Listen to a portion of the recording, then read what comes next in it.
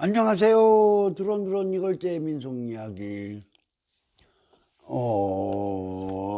한갑이네요. 61번째 마당이고요. 향토민요로 7번째. 향토민요라고 해야 공주민요가 중심이지만요. 오늘은 가마 매는 소리, 가마 소리, 가마. 이게 요즘 제가 우리 임장목 선생하고 올해 그 체력 사업을 작년에 금강변을 했고 올해는 그 산골 마을의 할머니들 인생을 체력하고 있습니다. 그런데 그 할머니들 체력이 참 재밌더라고요. 그러니까 공주에서 그러니까 지금 길로 보지 않을 때 길이 이렇게 잘 뚫리기 전에 가장 산골 마을들이 어디냐? 유구는 이제 연종리, 동해동, 정안면의 산성리, 평정리, 늦을미지기 뭐 이런 동네들. 진짜 늦게까지 가장 전기가 늦게 들어간 데가 이제 평정리, 늦을미기 같은 동네들이죠. 이런 동네들을 찾아다니는데 크게 두 개 놀랐어요. 첫째, 길이 빵빵 뚫려갖고요. 옛날 산골이 없어요, 지금은. 그걸 확인을 했고요. 그리고 이제 할머니들 이렇게 만나서 체록을 하면서 참 재미있게 체록하고 있습니다. 어려워요, 할머니들은. 약속을 해놓고 그냥 없어지죠. 그래서 이장님들하고 분야이장님들한테 부탁을 해서 사전에 섭외를 해서는 불가능하고요.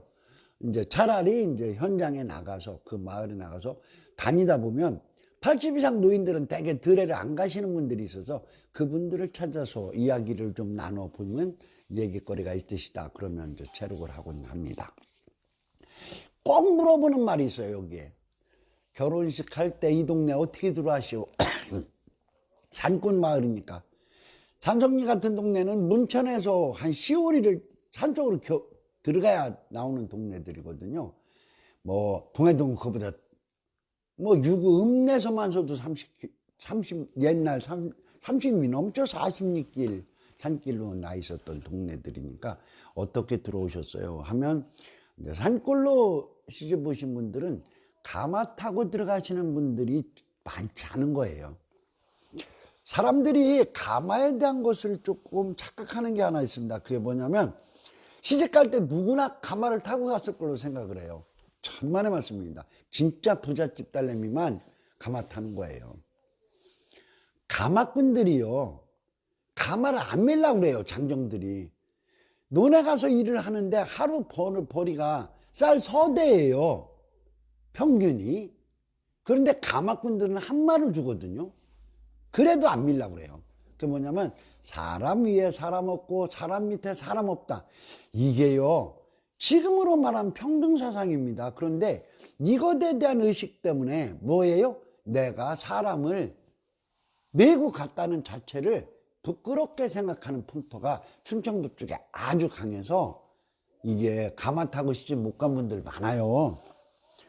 그러니까 뭐 어떤 분이 그러시더라고요. 자기 외할머니가 가기만 해서 무슨 얘기만 하면 내가 꽃가마 타고 시집 왔어 라는 소리를 자꾸 하셔서 그랬는데 제 얘기를 듣고 나니까 뭐예요? 아, 자랑할 만한 거구나. 그렇게 알았다고 하시는 얘기를 그 전에 제가 그 라디오 방송할 때 한번 들은 적이 있어요. 그런데 다행히 4분을 하는 중에 2분이 가마를 타고 들어왔다. 그래서 가마 소리를 또 기회도 맞으니까 그 에피소드를 좀 얘기를 할게요. 아름다운 이야기들이라서.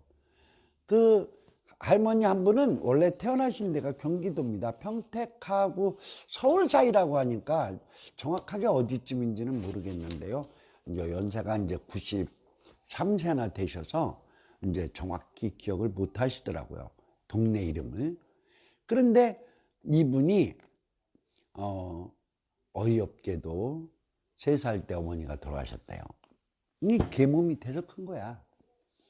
근데 그 계모가 좀 이뻐하진 않으셨던 것 같아요. 그 얘기는 자꾸 한자꾸 피해. 그러는데 아버지가 그러니까 원래 첫 번째 부인의 첫째 딸인데 그 딸 하나 낳고 돌아가셨으니까 그 딸을 굉장히 이뻐하셨대요. 그래 17살이 되니까 일본 놈들이 처녀공추를 한다고 그게 정신대입니다. 정신대 끌려가는 게 벌써 그때만 해도 이제 흐름이 생겨서 17살 됐을 때가 1940년대 될 거 아니에요. 그러니까 이제 처녀공추를 한다고 빨리 시집을 보낸다고 시집을 보내는 거예요. 근데 그 아버지가 참 재미난 일을 하시더라고요. 평택에 가서 농을 짜요. 농을 짜서 옛날 이름이 도락구지. 그 도락구에다가 싣고 자기 딸내미도 싣고 그 할머니죠. 할머니를 싣고 17살을 싣고 정안을 오는 거예요. 공주시 그 부성산 아래 산골 동네 아래쪽에를 와서 주막이 있는 데가 거기가 이제 상정안이라는 데가 있는데 거기서 이제 짐을 다 내려놓으셨는데 시댁으로 안 가더래요.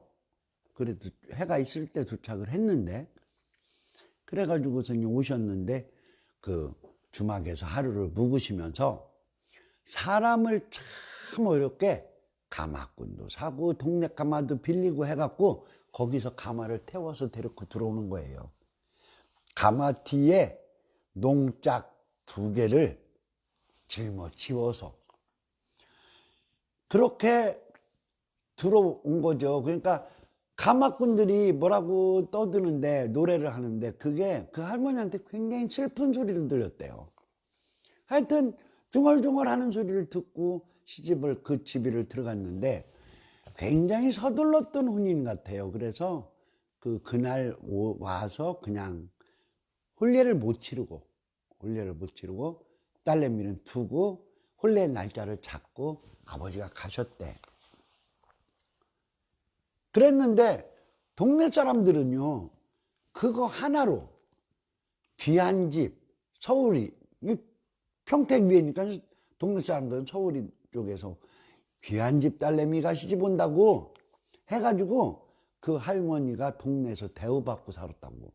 그래서 자기는 시집살이라는 걸 몰랐다고 그런 이야기를 하시더라고요.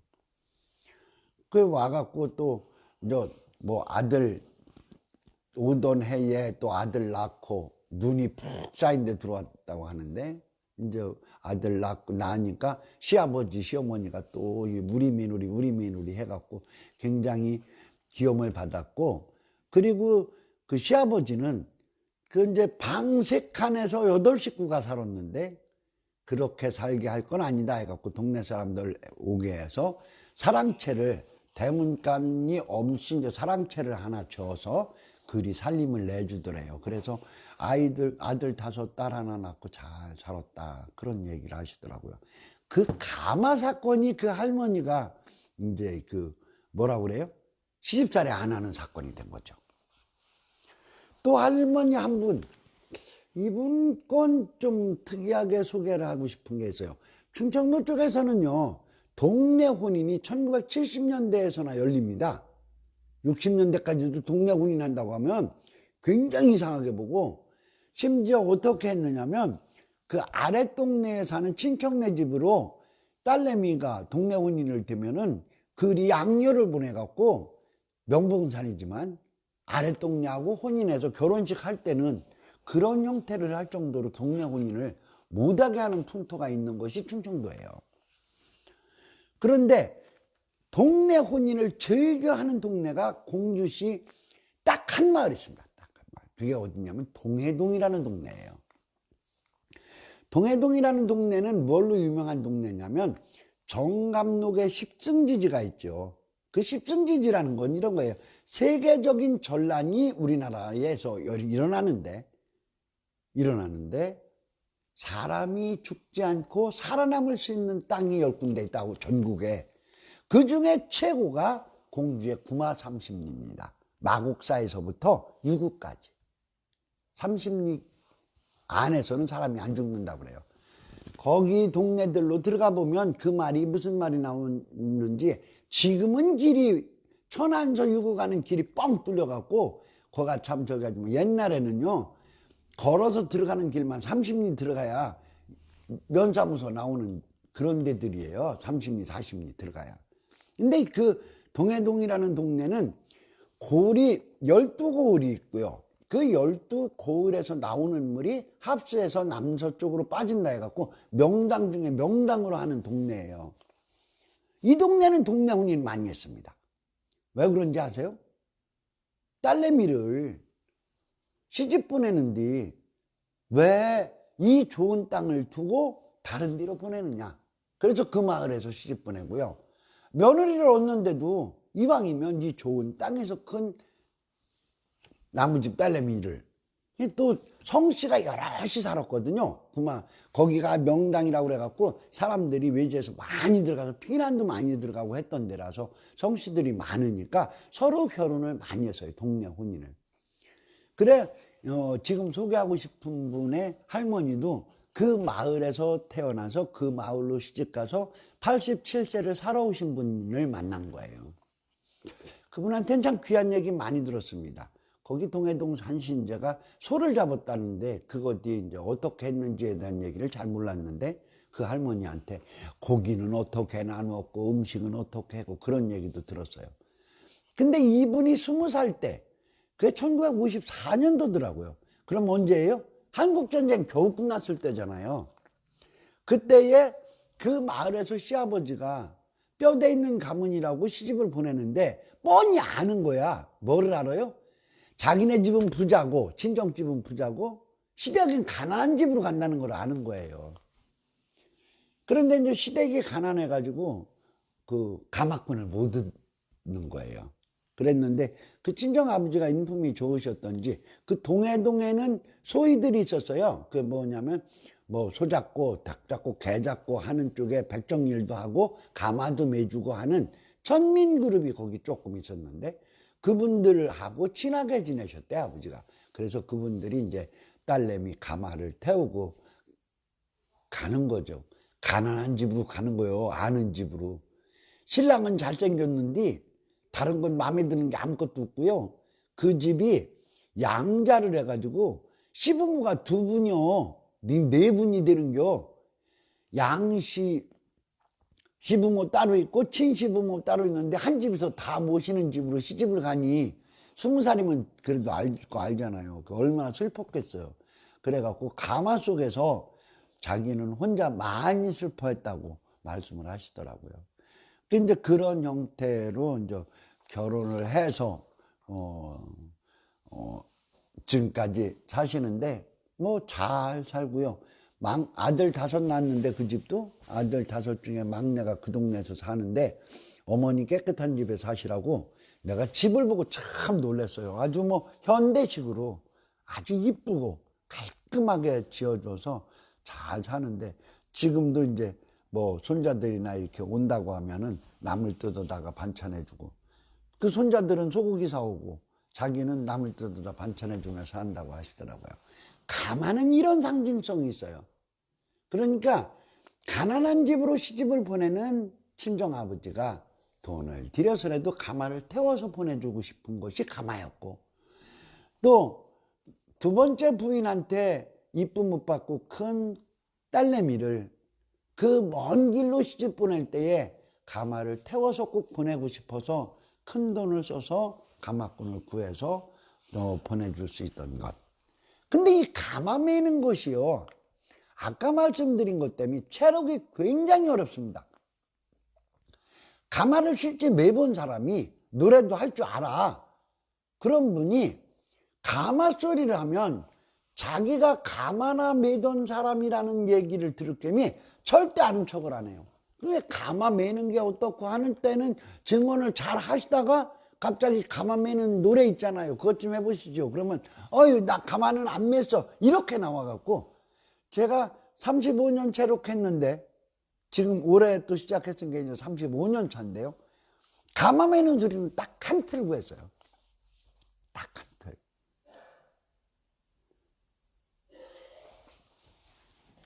체록이 굉장히 어렵습니다. 이 노래는.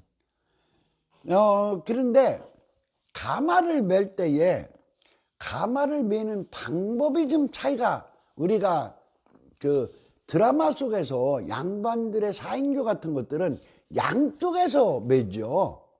그러니까 그림을 좀 그려볼까요? 무슨 얘기냐면 가마가 이렇게 있고 가마의 대가 이렇게 있을 때 양반들은 이렇게 맵니다. 이렇게.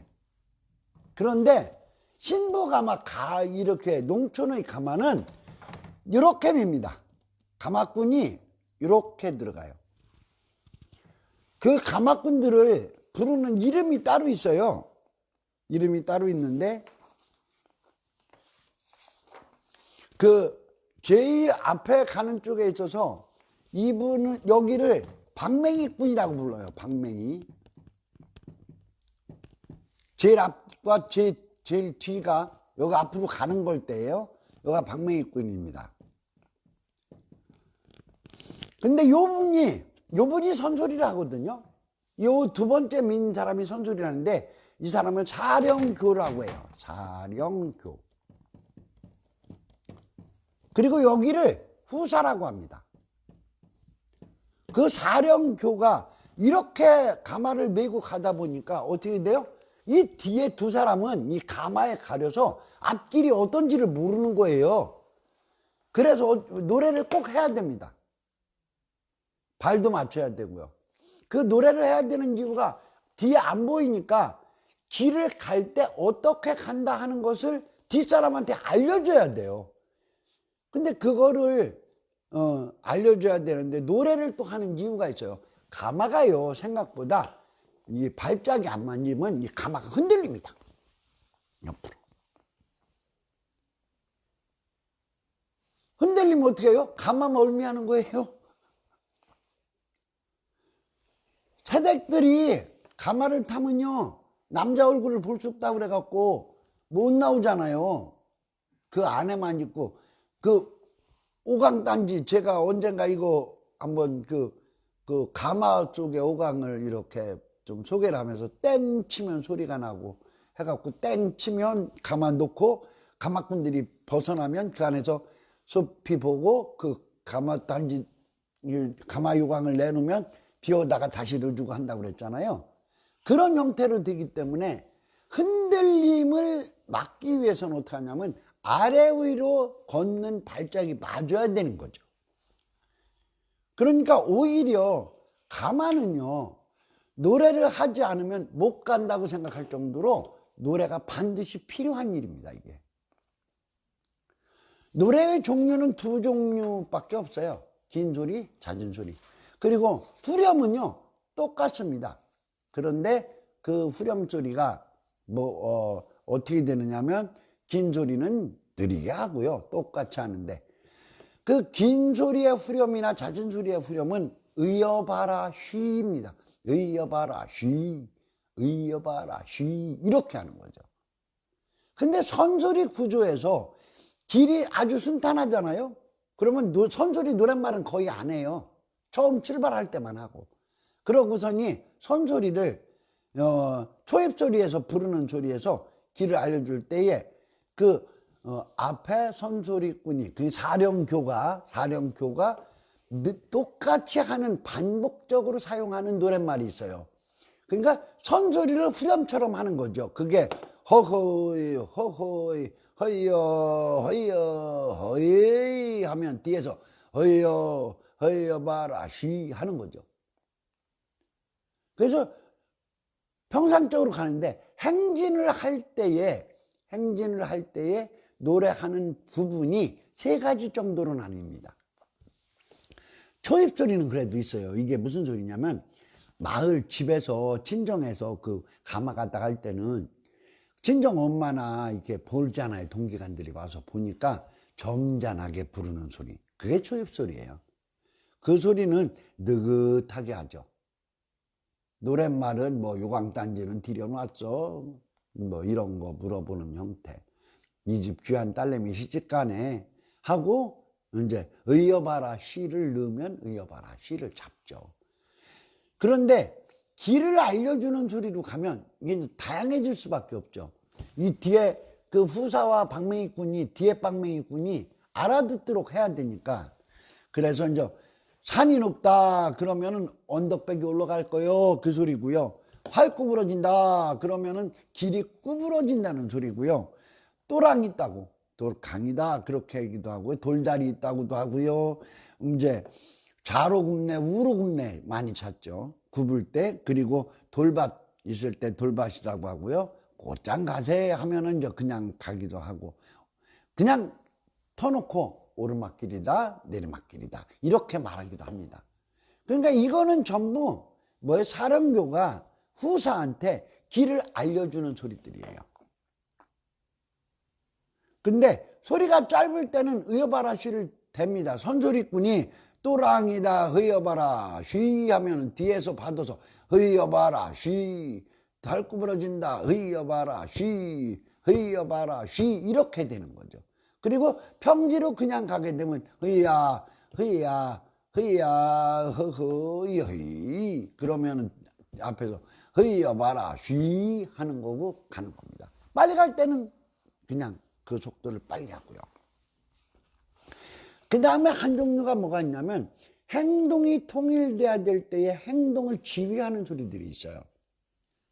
그거는 이제 천천히 가다가 빨리 가야겠다고요. 그러면 잦은 걸음으로 걸어가세요. 허이여봐라 쉬 허이여봐라 쉬 이런 형태가 되는 거죠. 의여봐라 쉬 의여봐라 쉬 의여봐라 쉬 이렇게 되면 잦은 걸음 치는 거예요. 그리고 빨리 가다가 늦게 갈 때 뭐 바삐 갈 거 있나 천천히 가세요. 허이여봐라 쉬 하면 또 이제 속도가 느려지는 거고요. 이제 느린 걸음으로 가세요 하고 의여봐라 쉬를 할 수도 있고요. 천천히 가세요 할 수도 있는 거고요. 가마가 출렁거린다고요. 발이 안 맞든지 가마꾼들이 사실은요 신부를 조금 골탕 먹이려면요 약간씩만 흔들으면 가마가 생각보다 엄청 흔들립니다. 이거 실제 이거를 TV에 나가서 해본 적이 있어요. 그 전에 그 연애 프로그램으로 그 우리 소리를 찾아서가 있었어요. 그 마지막 에너지라는 데서 MBC에서 했을 때 그 마지막 프로그램을 제가 그 가마소리를 갖고 했는데 그 공주에서 이런 거 연습하신 분들이 가서 가마를 맸고요. 그 박경림 씨가 그 가마를 탔어. 그게 가마 멀미한다고 하니까 그걸 체험해보겠다고 탔는데 일부러 흔들어 대갖고 막 중간에 쫓아 내려올 정도로 그 어려웠던 것을 보여드린 적도 있는데 가마가 출렁인다 흐여봐라 쉬 조심조심 발을 맞춰 흐여봐라 쉬 흐여봐라 쉬 이런 형태로 해서 가마꾼들이 가마 흔들리지 말라고 하는 거 발 맞춰야 된다고 하면 저 발을 맞춰라 고기 가세 뭐 이런 형태로 소리들을 했죠. 이 소리가요 사실 여러분들 가마 타고 간다고 할 때 아까 말씀드린 분들은 뭐 2km 정도 2km 한 번은 1km 정도를 탄 건데요. 그런데요 시집 가는 길이 멀고 부잣집 저기를 한다고 할 때는 이건 가당이 없는 거잖아요. 하루를 잘 수도 있어요. 외정 때는 초입으로 들어가면 산골에서 예산에서 공주까지 공주에서 예산까지 충분히 갈 수 있는 게 가마예요. 이게 가마꾼들은 소리를 목청껏 안 해요. 신부는 시집 간다고 하니까요 안에서 바깥에서 두런두런 하는 소리를 들어야 그 말이 무슨 말인지를 못 들어. 뭐 듣는다고 기록을 하겠어요. 뭐를 하겠어. 그래서 가마꾼들이 가마 소리는 할머니들이 기억하지 못하는 소리입니다. 그리고 심지어는 할머니들이 뭐라고 하느냐면 뭐라고 자꾸 떠드는디 그놈의 소리 듣기 싫어 죽겠는디 계속해야 뭔 소리인지는 몰라 이렇게 말하는 분들이 많아요. 우리나라의 향토 소리 중에서 체록하는 것이 굉장히 어려운 소리. 그래서 전국적으로도 이 소리는 많이 기록이 못된 소리 중에 하나지만 가마를 베는 소리는 분명히 있습니다. 꽃가마 타고 시집 왔어. 할머니가 그렇게 말씀하시면 저 할머니네 집은 부잣집이었고 친정아버지한테 굉장히 귀여움을 받던 따님이었구나 이렇게 아시면 되는 겁니다. 그래서 맞장구를 그렇게 쳐드리면 돼요. 자 가마소리 뭐 이렇게 맺겠습니다. 다음에 일노래에 대한 부분은요, 장효소리로선 의식교가 남았는데 의식교에서 따로 하고요. 다음 부분부터는 이제 막걸리 잔에 담기는 유희소리를 좀 살펴보겠습니다. 드런드런 이걸제의 민속 이야기. 내일 예산의 전통농업 현장을 해서 오늘도 또 이제 하루 빨리 올리는데요. 올해는 이상하게 목요일 날 일이 많이 잡히나요? 그래서 앞으로도 이런 일이 잦을 것 같습니다. 그래도 코로나 영향으로 사람들이 어려운데 저는 아직 일하고 있다는 얘기니까 그렇게 감사한 마음으로 하고 있고요. 다음 주 목요일 날 뵙겠습니다. 끝까지 시청해 주셔서 감사합니다.